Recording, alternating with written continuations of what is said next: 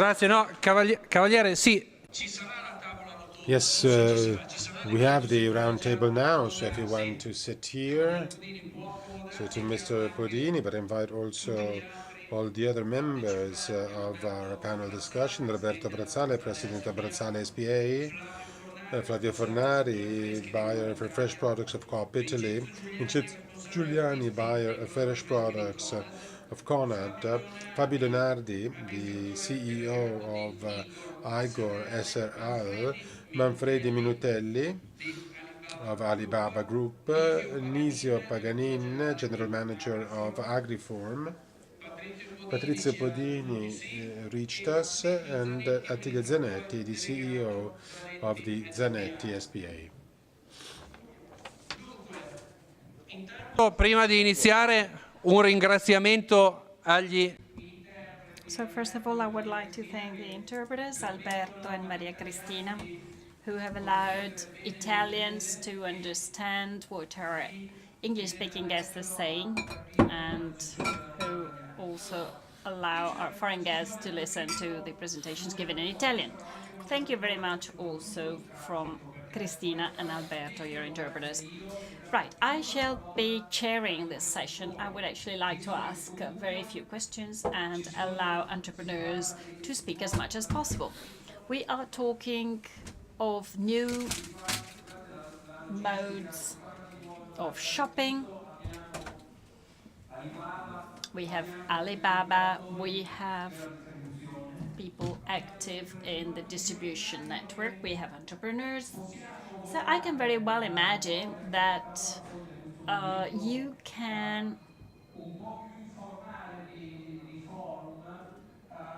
participate in this informal moment of our forum to try and plan and understand which way we are going in the future. Let me start from this. Angelo, please remain here sitting next to me. You can take the floor whenever you like to. Alexander can also remain here, and you can also take the floor if you like, when you like. So I will start from the last comment by Mr. Podini, saying that e-commerce is not a replacement, it is complementary to the existing shopping channels. But he also said that after seeing Alibaba, he might rethink this. So how? How are you going to rethink this? And then I would like to ask Coop and Conad what they are going to do in terms of distribution.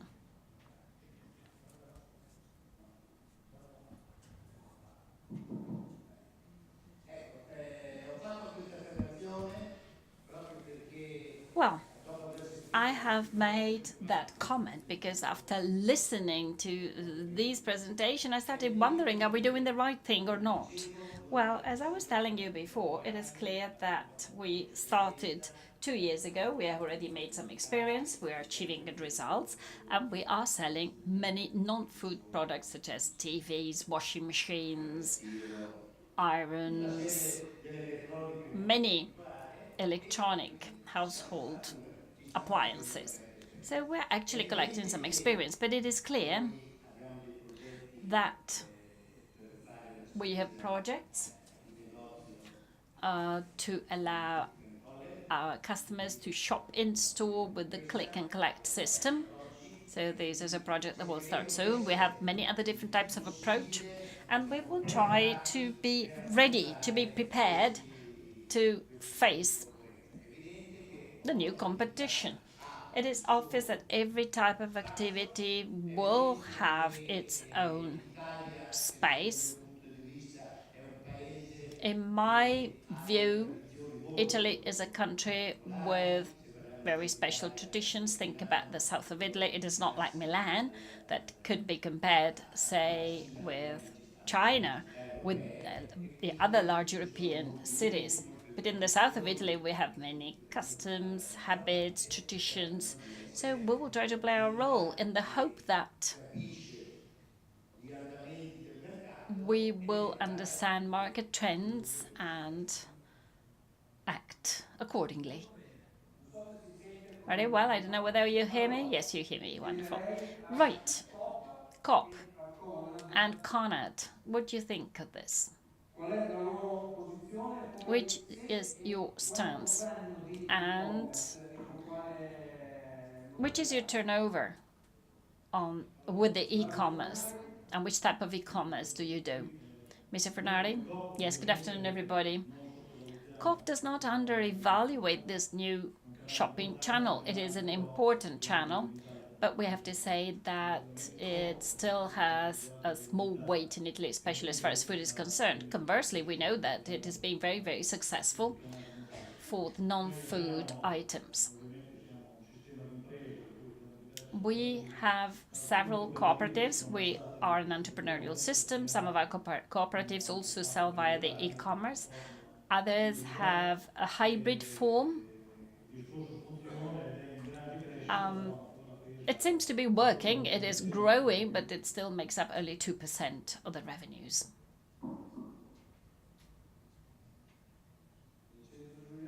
Vincenzo Giuliani, CONAD.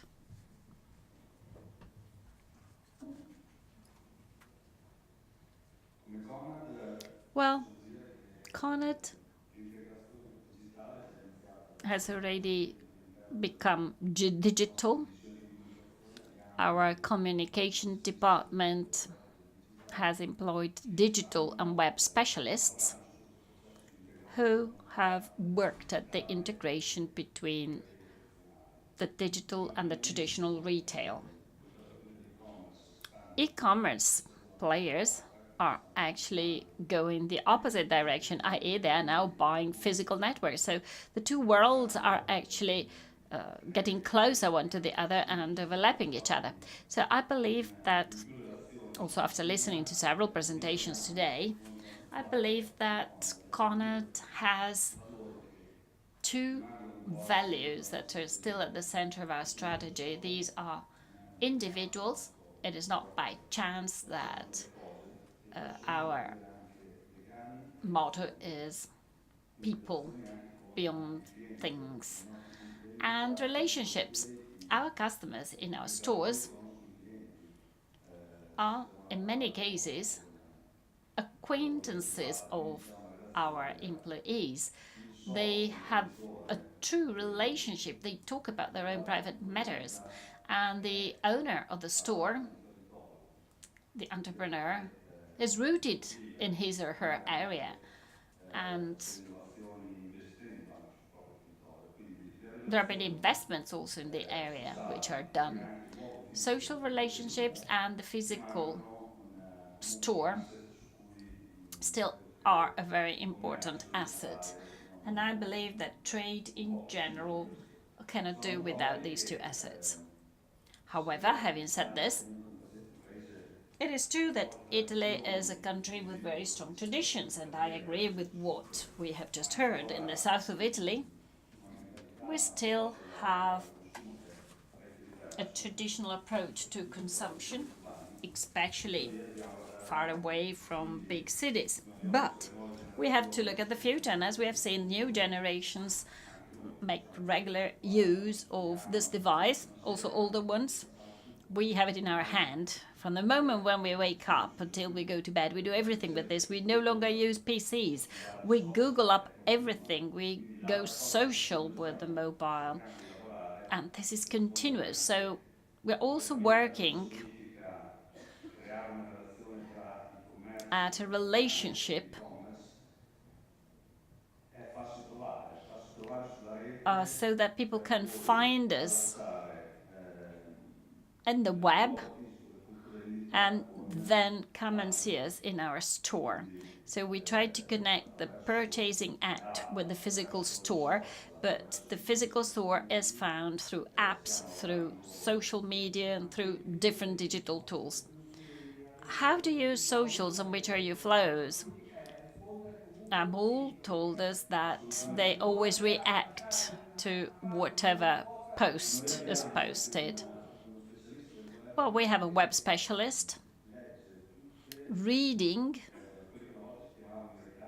all what we used to refer to in the past, like complaints.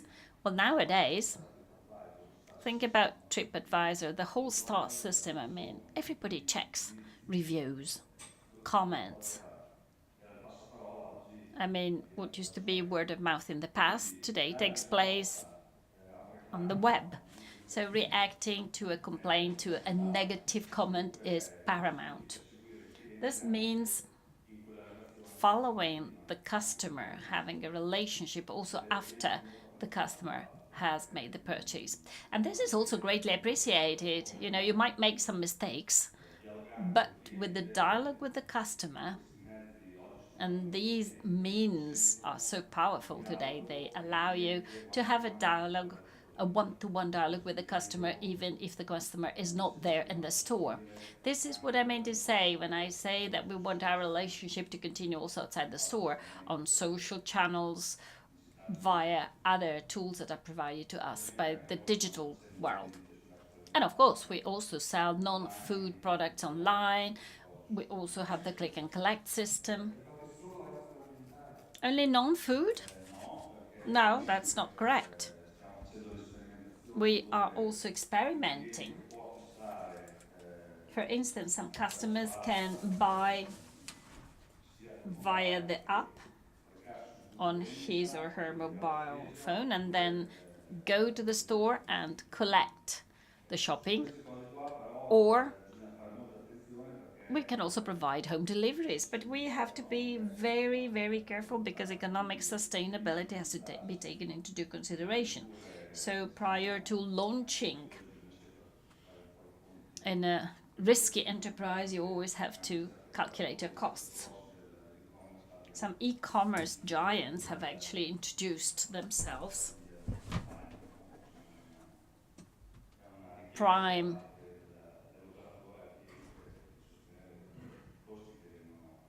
offers, and of course when there are costs, in many cases they must be paid by the customers. Fornari, what about your social strategy? Well, if you'd like me to talk about our social strategy, we could stay here till next week, but I believe that we have to say a few things. I mean, our cooperative is a cooperative of consumers, so our social commitment is number one.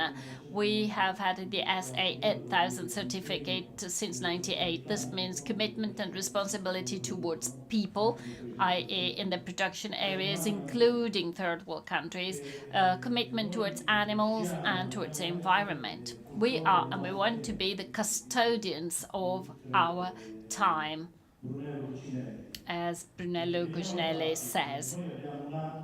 Now, facts. We have an app. Everybody can download it. It's called Origini. Via your smartphone, you can just read the barcode of the product, and you will know everything about the ingredients and their origin. However, talking about sustainability, since we've heard a lot about sustainability in the morning, well, these contents are all very important. And we have started a long time ago. Animal welfare. 30 years ago, we developed the brand Prodotti con Amore, produced with love. Since 2003, all our eggs come from non-battery hens. Since 2010, this applies to every possible egg sold in our supermarket. We have been free of genetically modified organisms since a long time. And since 2016, we have been focusing on animal welfare with the campaign Alleviamo la Salute. This is a very important campaign because it focuses on all the concepts I mentioned before, such as genetically modified, free feed, animal welfare, cooperation with World Farming and Cremba. We ask all our beef cattle to be certified. But we have also activated the antibiotic-free farm concept both as far as beef cows are concerned and also as far as hens, chickens, and pigs are concerned. As far as swines are concerned, we have something similar to the happy cows that we have seen this morning in the video. So we have a farm in Barberino Valdelsa with happy pigs spending a beautiful long life outside, and it is a longer life compared to intensive farmed pigs.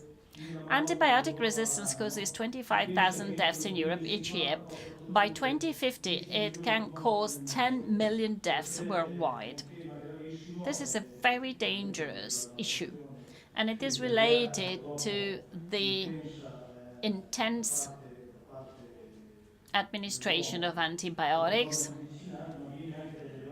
but part of the responsibility can also be ascribed to farms. Intensive farming, especially in non-human conditions, cause animals to fall ill, and antibiotic treatment follows.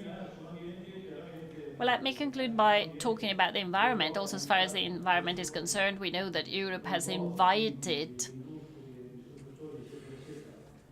producers and distributors to reduce by 10 million tons the use of plastics. We all know that in the Pacific there's an island which is 3 times as big as France, and it is made up of plastic waste. Well, we try to do something concrete. By 2019, all the products of the Vivi Verde line will be packaged in recyclable packaging or reusable packaging, and by 2025, 5 years in advance, we will manage to have 6,400 tons less plastic in our products. Wonderful. So you are doing a lot for sustainability. A question for Roberto Brazzale, and then a question to all the entrepreneurs here today. Which is the cost of sustainability? How much do you pay for sustainability? Before, we've heard people saying, this is a wonderful forum, this is for Angelo, but we have a problem. We have to make profit. Otherwise, we cannot guarantee sustainability. I mean, everybody is happy to have animal welfare, happy consumers, profitable companies. But if the farmer does not make any profit, where do we get the milk from? So which is your cost of sustainability? And then I would like to go back to a comment made by Mr. Manfredi Minutelli of Alibaba. In China, what is important is either the price or the brand. What about our PDOs? I mean, we also have PDOs. So how does the price change when you produce quality? How do you relaunch a brand? You know, I mean, I said, let's start with Mr. Brazzale, so these are my questions.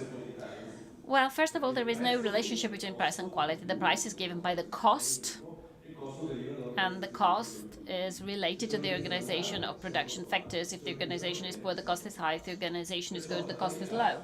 Therefore, quality can be available at a very low cost, and you might have a non-qualitative product at a very high price. So there is no such relationship, and there has never been. How expensive is sustainability? Which is the cost of sustainability? The cost is zero.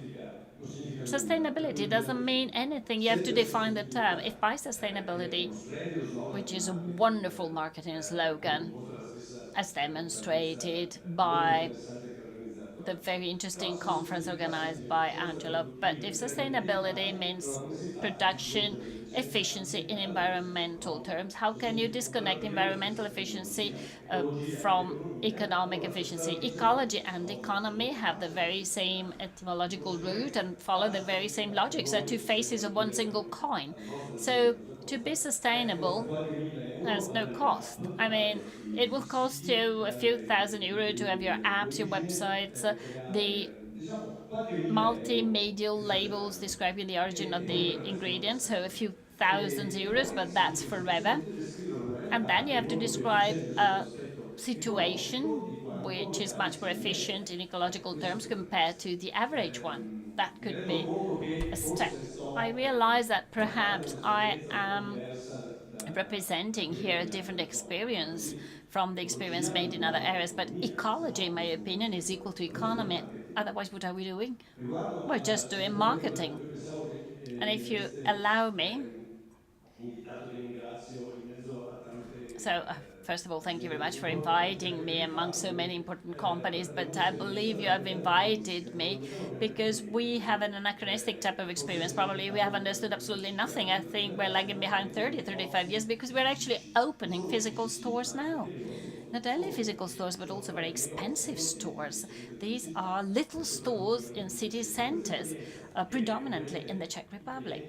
Well, this experience, and I believe that the number of customers we have 1 year are probably equal to the number of customers you have in 1 minute and Alibaba in 5 seconds. However, this experience has made us understand the following. We're experiencing a wonderful revolution, which is a revolution of logistics. It is the revolution of the speed of purchasing and the ease of consulting catalogs. I mean, if you look at the history, back in the 19th century in the United States, there were companies of postal marketing that used to sell remotely. It's exactly the same concept of online shopping, and they used to serve millions of consumers. Many of them have been successful, many have failed. So these are historical cycles, and what we're witnessing today is wonderful because there are some logistical innovations. And there are means of communication like smartphones that have completely disrupted the industry in a provocatory way. It is wonderful. I mean, talking as a consumer and as a producer and as a retailer as well, it is wonderful to hear that Alibaba or similar companies buy from physical stores, because it means that the e-commerce alone doesn't exist. There are stores that ask you €5 to try sunglasses on because people tend to try them on and then buy them online. And it is wonderful that this has developed amazing competition. I mean, also these gentlemen here representing consolidated successful companies now have, say, to organize home deliveries, which used to exist also 50 years ago. I mean, buying is a humanistic activity. This is the economy, so we're experiencing historical cycles with the support of fabulous technology these days. Think about deliveries by drones. So we're seeing beautiful things. I'm very glad about all this. I'm very glad about all the competition, and it is wonderful to have competitors stimulating you so that you can do better for consumers. Attilio Zanetti. So how do you live this online experience? Is it a menace or an opportunity? Are you interested? Well, as manufacturers, as producers, it's an opportunity for us, especially for countries such as China, there where we would not be able to go there, as was explained by Minuto. We would not be able to set up a structure for China. Instead, I can get there quickly. While in Italy, I agree with what Apollini has just said. It's complementary. So it can be complementary to the traditional retail shops, complementary to existing models, which are continuously renewed. We have 3 retail networks here that are winners. These supermarket chains, because they are focused on consumers and they can adjust themselves to the various development models, but they set man in first place, and they put the consumer first, so they're flexible vis-a-vis the consumer. Flexibility in terms of their contacts, and this is a winning strategy. If we think backward, let's go back to the question of sustainability. We, in May, presented the first sustainability balance. How much does it cost? Very little. It can be to our advantage, because if you have a dairy farm that keeps animals well, they produce better milk. and the animals feel better, and the production increases, and also those who work there work better. So the employees that undergo training courses or foreign, employees that study Italian, then they work better. They work better with the same supplier. And so, okay, you have some expenses, but it's like an investment. Or you work only with green energy to decrease the weight of plastic in packages. Well, these are all things that make you save in reality. It makes you save in terms of wastes and money. Or to put, recycle, all the cartons. These are small gestures that generate savings, so it can favor sustainability while decreasing at times costs. Igor Leonardi? I want to go back to the topic of the roundtable, to adjust your offer to new purchasing models, so that people can buy our dairy products within a global society. I liked the contribution from Alibaba, but I would like to get there later. The issue of sustainability is a response, an answer that we have to, guarantee to our consumers, and we need also good labels. We have to give all the information on intolerances and so forth, and we did a lot about this. But this is a moment of great change. E-commerce is a phenomenon that is pushing us to be careful vis-à-vis the convictions that we had up to a few years ago. We thought we knew what the consumer and buyers wanted. In reality, now we notice that things have changed, especially in the field of exports, and in view of the data that we have seen that Italy is behind the UK for e-commerce. But if we take Alibaba's lecture, as an entrepreneur, what can we do? Well, to stay at the window and look, no. Two dairy companies such as Granarolo and Mucchio, okay, they adhered to the flagship stores of Alibaba. And when we went with a delegation of Assolatte, the delegation for the internationalization of our association, and we had met in May with the Scandinavian Italian trade, and they had told us that there could be this, this project of investing on e-commerce for China. Well, as for other destinations, such as Canada and Japan, they were planning the promotion of our products using more classical approaches with taste sessions, promotions within shops and whatever. Now, the experience of these two companies is an important test for us. Another important test, and I paid attention to it, is the takeover of Amazon USA in the United States of Whole Foods, done 14 months ago. The newspapers of the time depict this takeover as a destabilization of the American retail market. An article of a couple of weeks ago told us that no, there has been no impact. It did not destabilize the market at all. So, in other words, it's a moment of changes, but as entrepreneurs, we've always had to adjust to changing scenarios, but of course, we cannot underestimate the potential of e-commerce, and these two large, companies could push us to invest into these new retail chains. So in China, we spoke about the price and the brands. Which suggestions? What we said concerns imported food products, meaning all those products that are new vis-à-vis their culture. You should start understanding that Chinese consumers are very similar to Italian consumers, meaning they're strongly linked to their own local cuisine. And the Chinese, just like the Italian, pay a lot of attention to, eating together. And in China, there is still the idea of ordering dishes and sharing these dishes.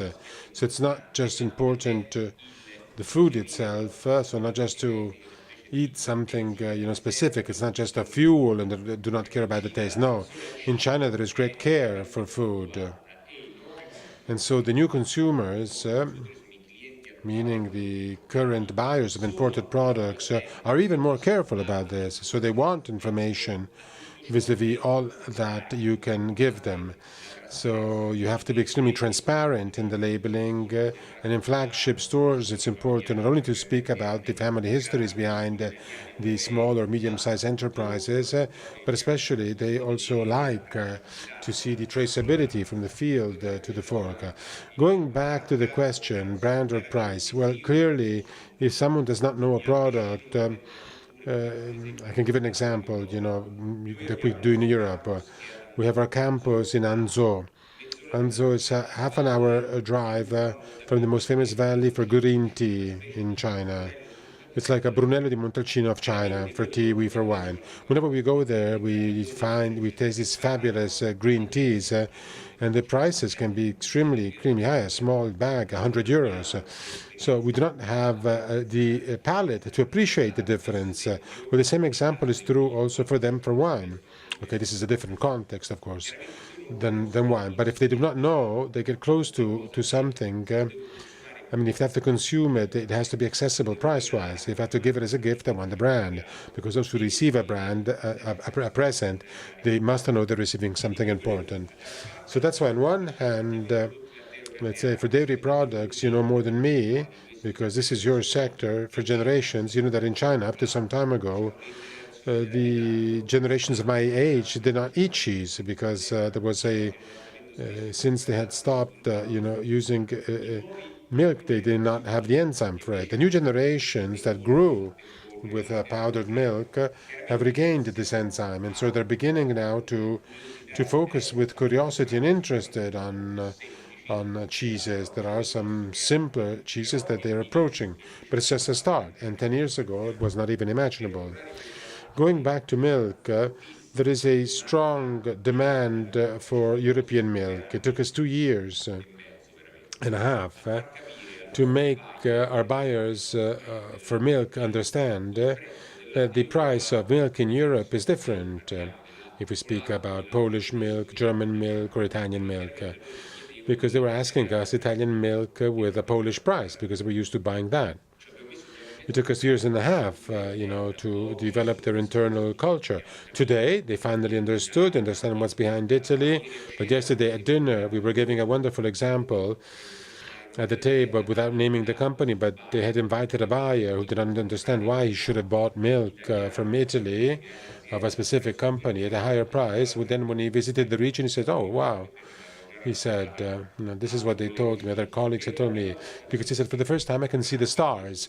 And so again, I repeat, I invite you, this is important when you are dealing with some buyers, and in most cases they have no idea of our country, if not some major brands. For example, more than once during dinners they were telling me, how nice, your wife, what does she do? She speaks French. No, in Italy we speak Italian. Or, we deal with tourism. We have a portal we call Primary Trip.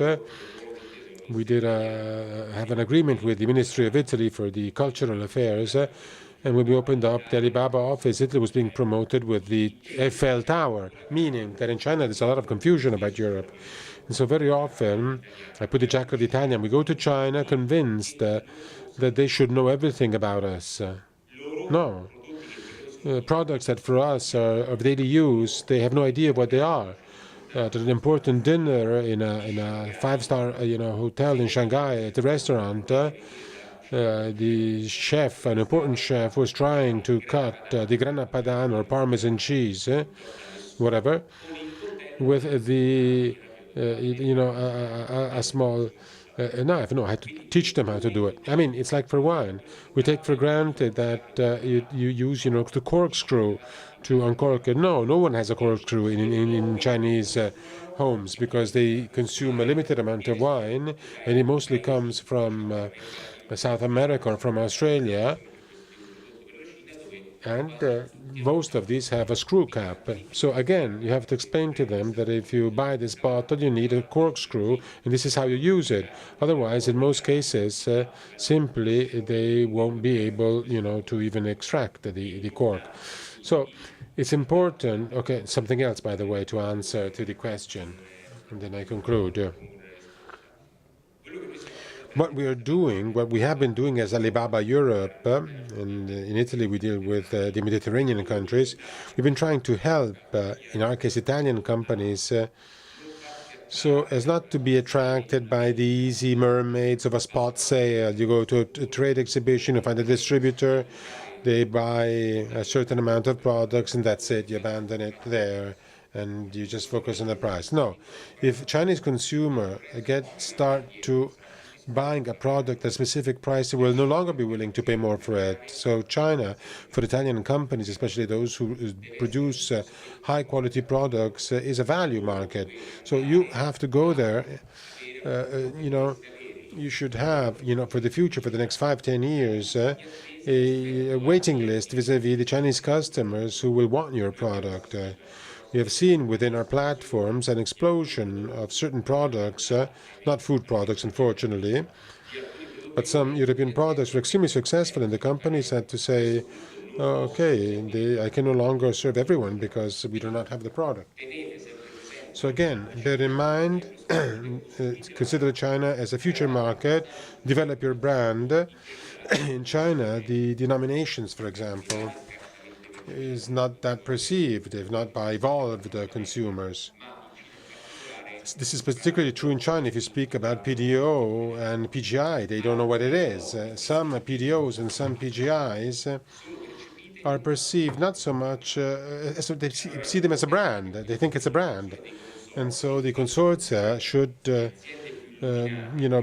put together the most enlightened companies, and under a brand of a consortium, they should promote all of this. Because in China, the Bordeaux is Bordeaux, and as for the chateau that produces it, they don't care. In China, when we speak about Brunello, for them it's Brunello. If it's Amarone, it's Amarone. If we speak about Barolo, it's Barolo, full stop. So I don't want to give you the examples for dairy products because I may forget someone, so I change categories. But the same is true for you. You should focus on what they know, sell them what they are willing to buy based on their current knowledge, anticipate these sales by promoting culture, and accompany Chinese consumers to buy within 3, 5, 10 years what you have decided that will have to be sold and which the price that you have set for the next years. This is our suggestion. I go back to this idea of aggregating yourselves within a consortium. Paganini of Agriform, you're in China. Do you want to go to China? Are you willing to establish an alliance between cooperatives and the cooperatives and the industry? I go back to what was said this morning when Friesland Campina said that they opened up their office in Milan. Should they look for a partner? Would you be willing to dialogue? When I was a child, I remember that Mao was in China, and we had learned that China had a huge potential. Since then, I've been hearing this, and I confess that I learned more about China today than in the 6 years of my life. And I answer you by saying that even if for us, China is still a market in which the investments to be done would risk being disproportionate vis-à-vis the returns, meaning in Italy we used to say, okay, you go on, because I will laugh behind you because we don't dare to go. So, in other words, I think that in our case we have other priorities and other interests that come before China as far as Agriform is concerned. Maybe I may sound a bit populistic, or as a populist, but times we should recall speak not only about the animal welfare, but also about the welfare of farmers. And I think this is not a criticism. I think that we were speaking about this at the table.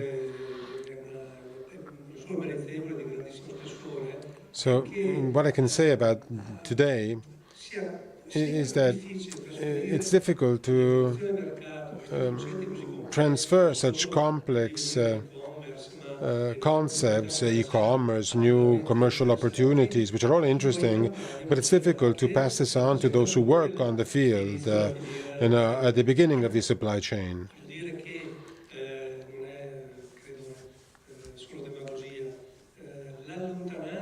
So,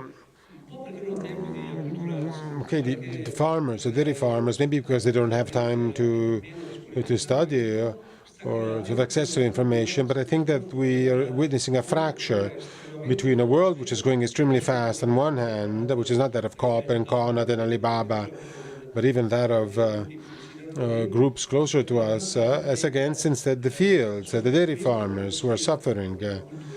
And I believe that this is one of the reasons why, unfortunately, we do not see that many farmers are smiling. And also we know that the debts of these dairy farmers are increasing. Something else, to Roberto Brazzani. I dissent in saying that the price depends on the costs. That would be nice if it were so. We would have solved all the problems. No, based on the laws of economics, the price, depends on supply and demand. Now, since in the fields we often do not have much information on demand, and so we cannot pilot supplies in terms of quantity and quality. So I'm speaking about that, about the segmentation of the products. So this unbalance generates a mess and the negative impact that we are all aware of for the dairy farmers. Benissimo. E su Friesland Campina? Non ho sentito nulla, però. Well, I apologize because,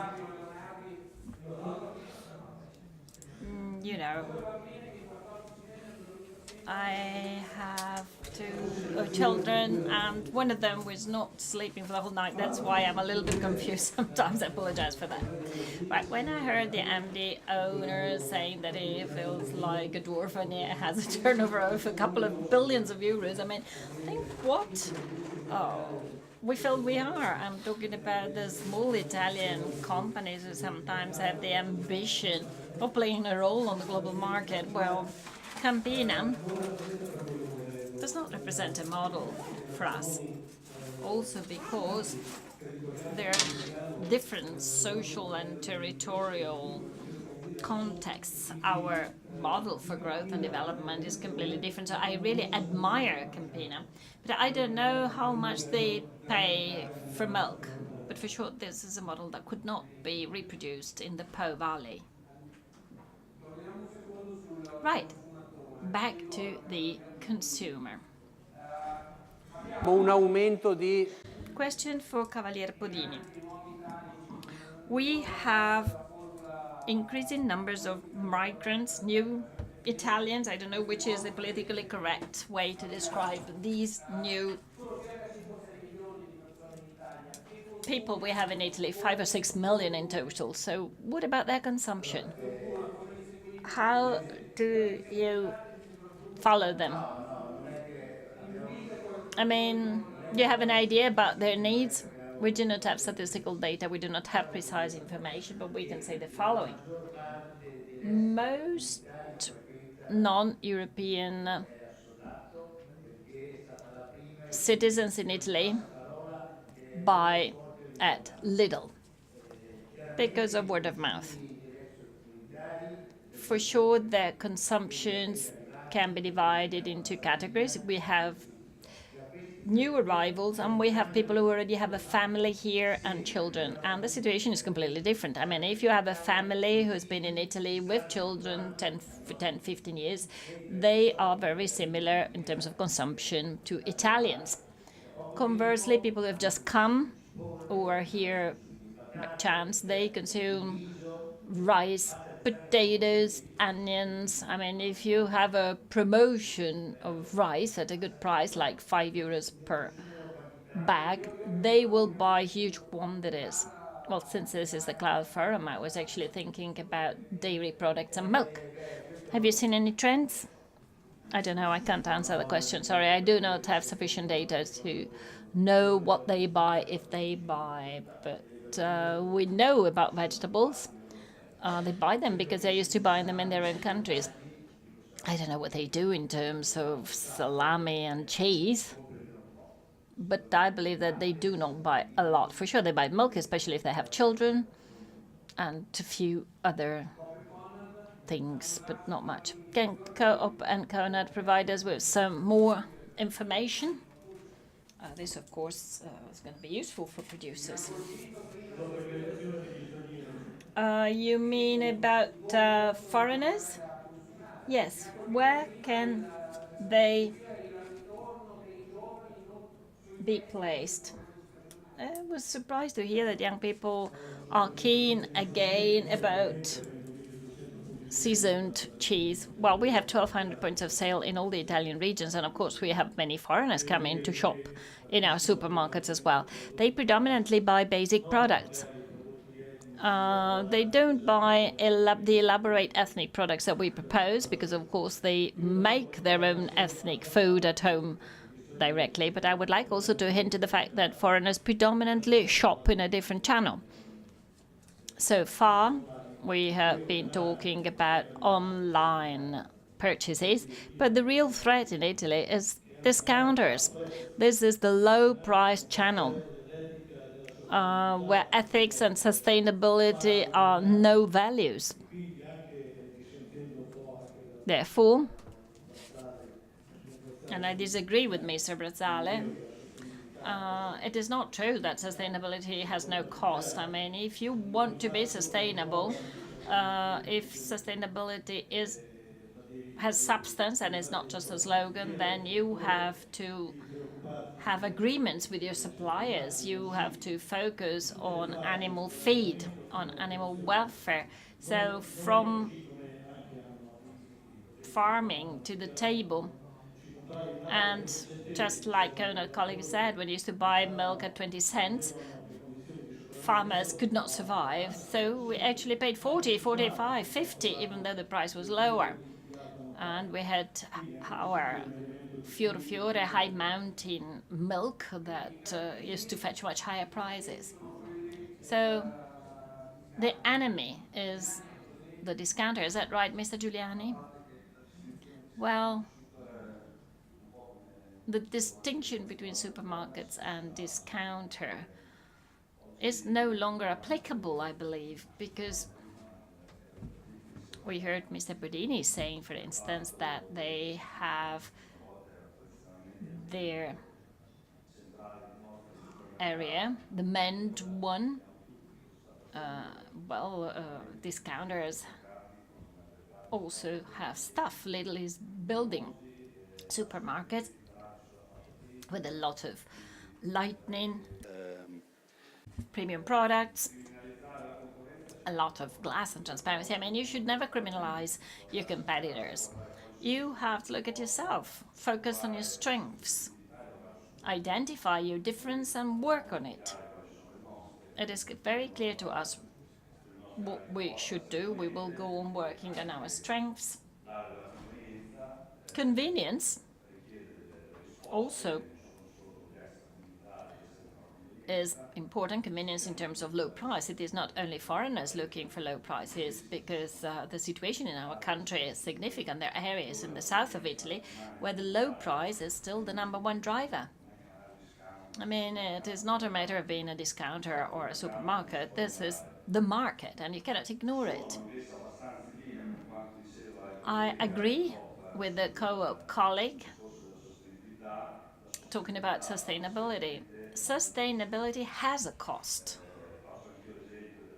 Let me quote the example of antibiotic-free meat. I mean, you cannot think that farming animals without antibiotics, with a longer cycle, with a lower growth rate, with a higher mortality, can have the same cost of an intensive farm.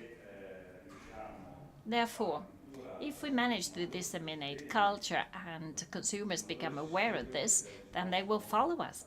They will be willing to recognize our value.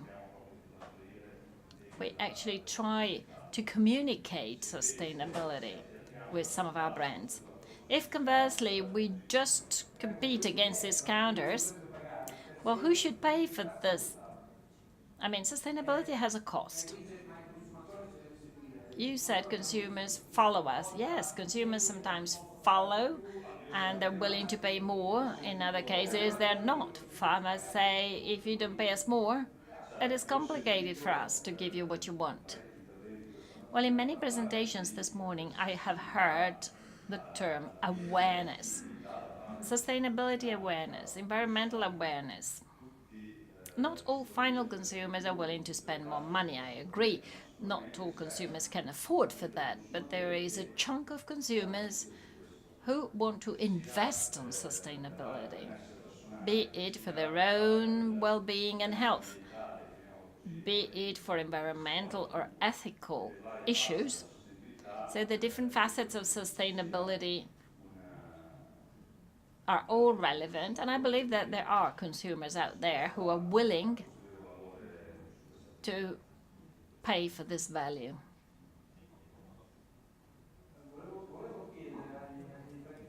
A question to entrepreneurs. This morning we've also heard about organic products. Plus 26% the organic production of milk in Germany, plus 40% in France. I mean, these are all small figures compared to the traditional milk production, but they're growing. Consumers ask for this. Michel Nallet said you have to keep a balance between supply and demand. Is there a margin? Is there a growth prospect? Are you willing to invest? Do you have any projects? What about supermarket chains? Please try to answer as quickly as possible. We shall start with Roberto Brazzale. I believe you are the father of the Cimbro Volante, is that right? Yes, that's right. That's right. And it has given results. Well, I believe we can talk freely here. I mean, organic products are a colossal marketing operation supported by immense public funds. It is a decision made by European states to enhance agricultural products by demonizing the conventional method. So if the organic product and the organic production chain actually met all the requirements of consumers, it would be wonderful, but this is not the case. Organic products do not improve the environment. They worsen the environment because we're talking of inefficient models that require larger agricultural areas than the traditional farming systems. With a few exceptions, in general, organic products cannot be recognized from traditional products, so this narration is based on demonizing conventional methods that are much more efficient and more ecological. But it is a wonderful marketing operation, and since our company does not want to cheat consumers, we're not going this way. We have created our own model of sustainability because we tend to follow the models proposed by the state or by the European Union, like the organic one, but we have the freedom to create alternative standards. So when we talk of sustainability, it is clear that ecological sustainability, I mean, when we talk about antibiotics, is important, but where are the cows? How much milk do they produce? How many antibiotics do they need because their housing is not suitable for their physiology? Or maybe they produce too much milk. I mean, this is all very complex, but we cannot deny that ecology and economy coincide. And the distinction between costs and prices, unfortunately, is an important one. I'm fully aware of that. Anyway, as a distributor, we have had wonderful feedbacks in some areas, not in Shanghai, of course, but we've seen that consumers love to go in a store, they love to talk to the shop assistant, they like to taste the products, to receive some advice. I mean, this is the experience of purchasing, and you cannot exclude all these traits. How long have you been in China for? 5 or 6 years. with the small store in Shanghai, of course, customers are completely different to the customers that buy Prada bags. So today's specificity is very different also in one single region or one single city. But the beauty of this is the speed with which things happen. I mean, today, my two youngest children, because the old one is already old, they just shop online. We keep receiving packages at home with these trucks delivering one package. Well, larger distribution, and I heard Mr. Budini talking about this before, so supermarket chains have developed fresh products that can be bought with the help of a shop assistant. They have expanded in this because the relationship between the consumer and another human being serving the product is something that works and will work forever. So the beautiful thing is that we are in a beautiful chaos. Anything can happen, and this will take us to services and situations that will be completely different from today's. And for sure, this will be to the advantage of consumers. This is the beauty. Today, we have a strong drive to serve consumers better and better. Wonderful. So, no organic, in your opinion. Attilio Zanetti? I mean, is there anybody in favor of organic products?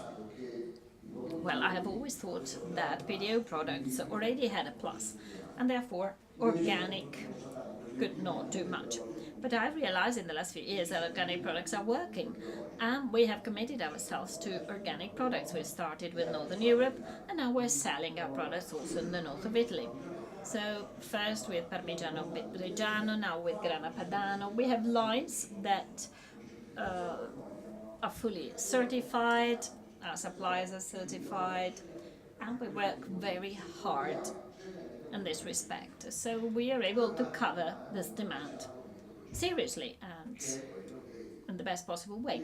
But let me go back to distribution and to the new models of distribution such as web market. Well, what is important is that we can all work in a fair context, i.e., of course, web market can cover purchases 24 hours a day because with your smartphone you can order any moment.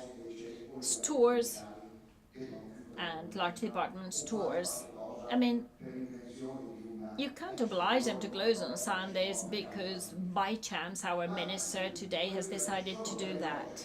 I mean, there are things that actually go in this direction. I mean, it is an issue of fairness. And the same is true for taxation.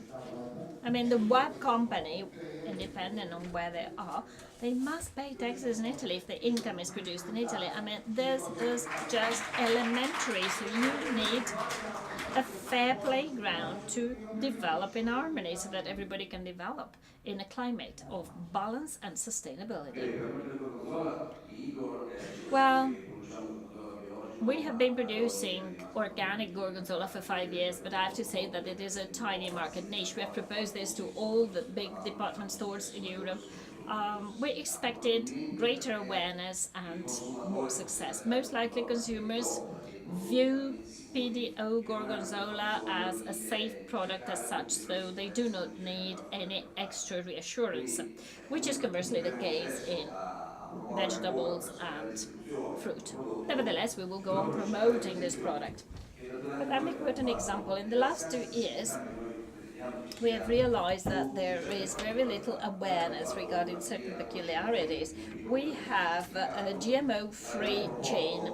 This is done in a small certified cheese-making factory. We have proposed this to many European counterparts, but they never liked this because they said people already like gorgonzola. Why should we stress the offer, providing other categories that would remain niche products anyway? So that was a reaction of markets. Now back to sustainability. I believe that sustainability has a cost.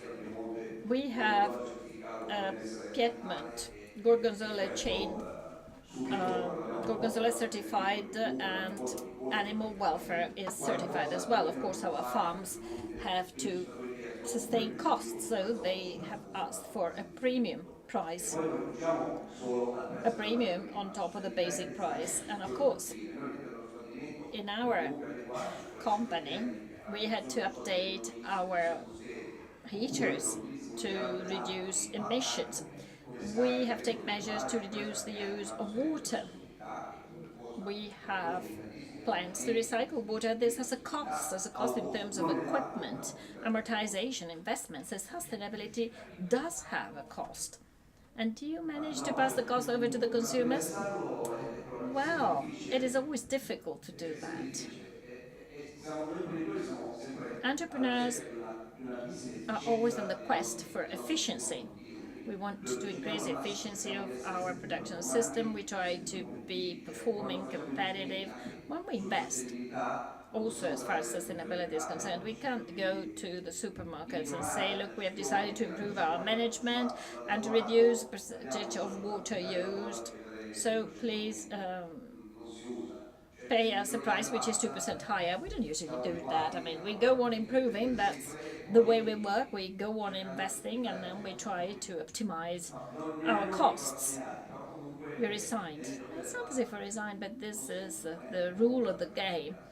You can do that. The situation is similar over the world. Il discorso del biologico e poi anche alla... Tunisia Paganин to speak about again the environmental issue, but I was asking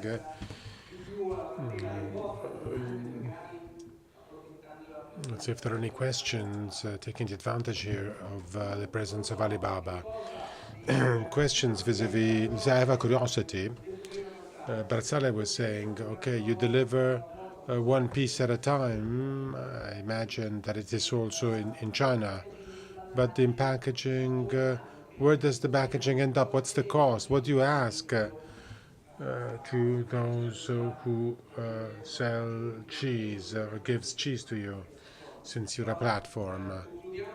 But let's conclude first quickly a comment on organic, if you believe on it or not, and if you have any projects. Just a couple of words on organic products. As the colleagues before me, we work with organic products, and I have to say that our impression is that this market has stabilized. It's not growing as was expected in the past. More for Parmesan, less for Grana Padano, but it's a small growing segment. But the expectations were greater at the start. Since I have the microphone, I can tell you a personal experience that I gained on sustainability. We developed a project involving hundreds of dairy farmers because a supermarket had asked us to certify animal welfare. We worked on it a lot. We're still working on it. We believe in this cultural growth also of our enterprises. But after 3 years of work, of meetings, of changes, of interventions, also structural interventions and non-structural interventions, because we focus on the crowding of animals and the the type of diet, the size of pens, and so forth. And then they asked us, how much does it cost? We make some assessments, and we give a specific answer. We think that 1.5 cents per liter could be enough. And the answer was, no thank you then, it's too expensive.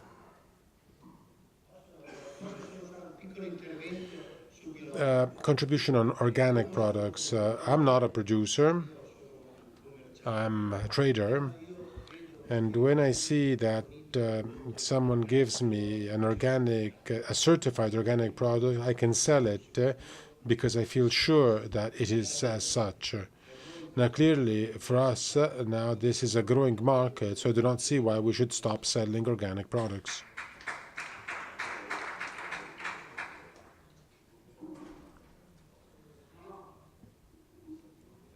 I confirm this. Also, in our case, we have a bio line, as we call it, organic line, also with new products. I was saying that also in our case, we have an organic line, Verso Natura it is called. It is growing, and it is including new products. So I see nothing wrong in it.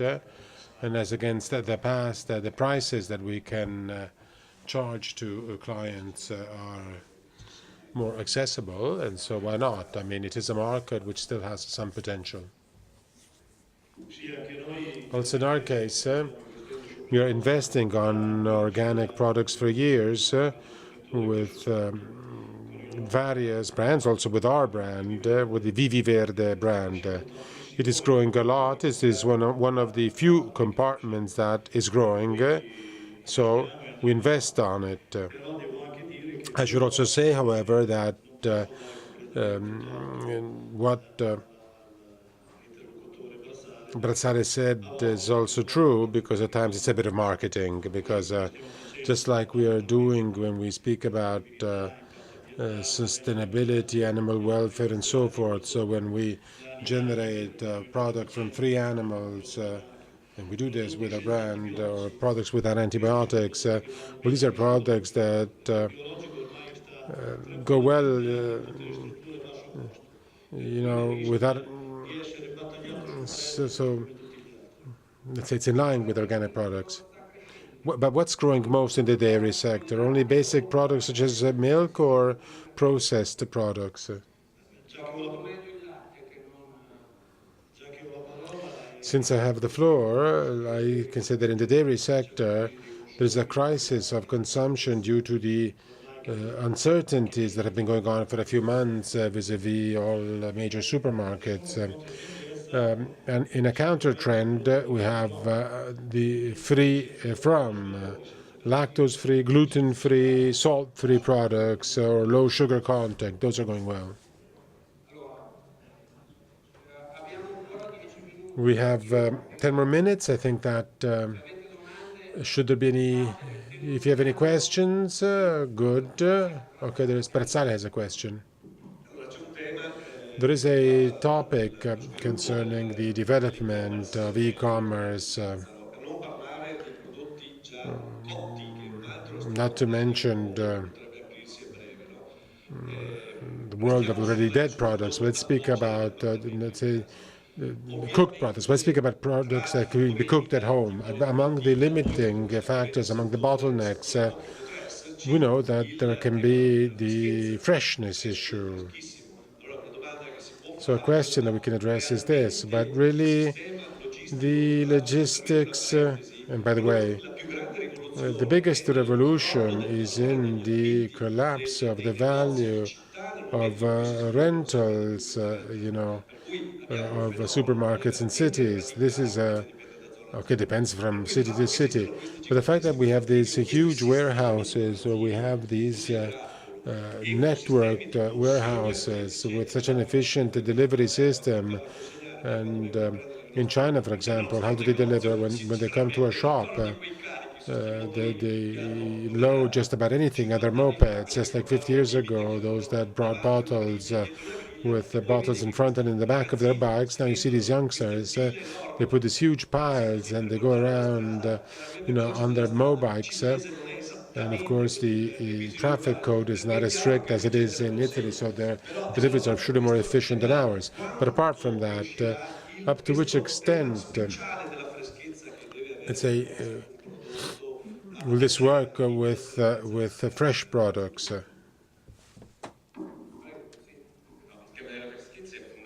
Well, the freshness issue is fundamental, of course, and we ask this when we buy directly from suppliers.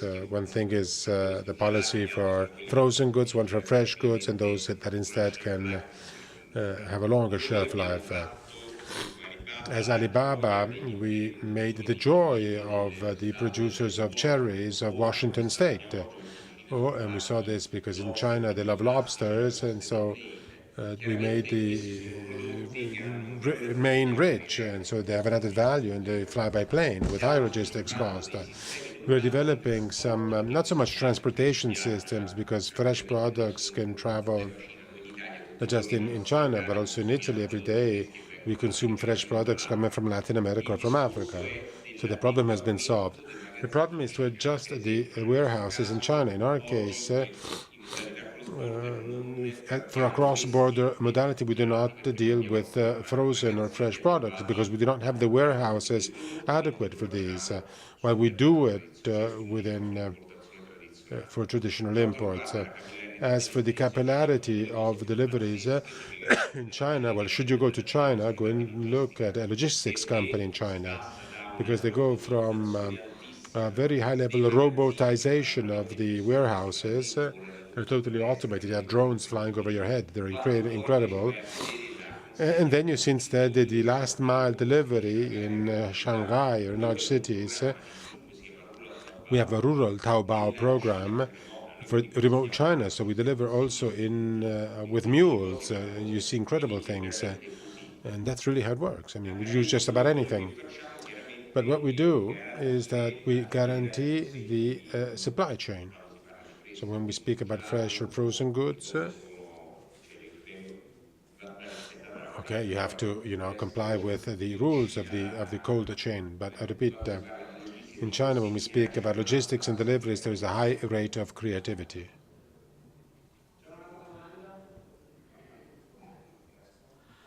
But do you have a project for fresh products? We have a company, Timor Fresh, that has been integrated with Iguo. We bought it, that up to last year was responsible for the purchases of frozen and fresh goods. We have this Timor Fresh. Not only do we buy and resell, but we also help the companies that do these products to have their own shops within our platforms.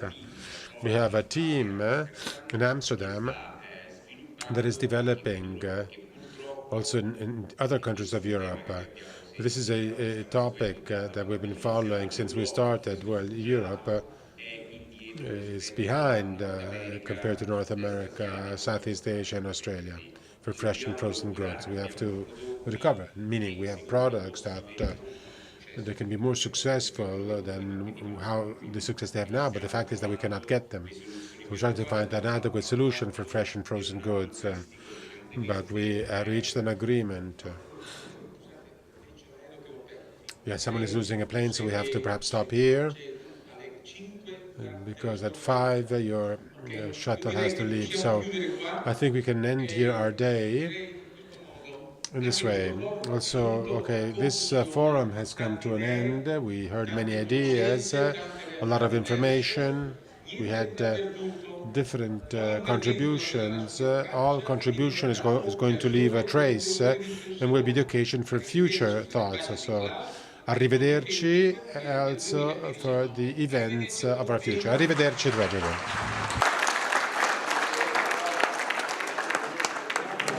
Vada di corsa a prendere la